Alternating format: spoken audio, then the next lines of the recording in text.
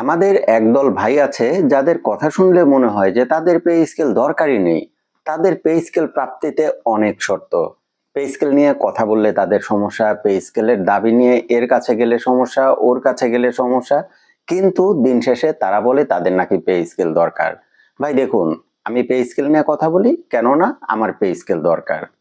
মাসের ৮-১০ তারিখ হয়ে গেলে আমার পকেটে আর টাকা থাকে না। এই কারণে আমি পে স্কেল নিয়ে কথা বলি, আমার পে স্কেলটা দরকার।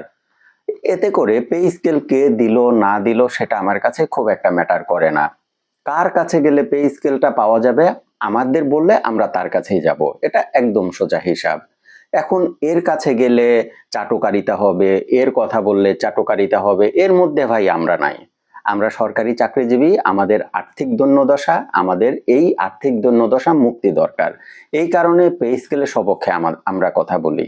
তার মানে এই নয় যে আমরা নির্দিষ্ট কোনো গোষ্ঠীর পক্ষে কথা বলছি। দেখুন, আমরা দীর্ঘদিন ধরে পে স্কেল দেওয়ার সপক্ষে কথা বলছি। পে স্কেলের পক্ষে একটা জোরালো দাবি তুলে ধরছি, একটা জনস্রোত সৃষ্টি করেছি। এতেও যদি আপনাদের সমস্যা হয় তাহলে তো পে স্কেল নিয়ে কথা বলা বন্ধ রাখতে হবে।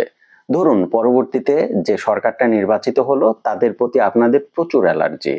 এখন সেই সরকার যদি পে স্কেল দিতে চায় আপনারা কি রিফিউজ করবেন? আপনারা কি বলবেন পে স্কেল দিব না?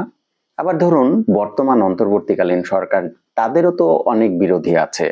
এখন তারা যদি ধরেন তাদের পছন্দ করেন না এমন, এখন এই সরকারই যদি পে স্কেল দিয়ে যেতে চায়, এখন আপনারা কি বলবেন যে আমি আপনাদের পছন্দ করি না, আমি আপনাদের পে স্কেল নিব না? রিফিউজ করবেন? অবশ্যই না। কেন করবেন না? কারণ আপনার পে স্কেল দরকার।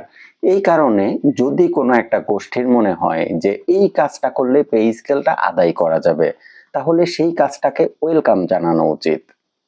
এখন বাকিটা আপনাদের।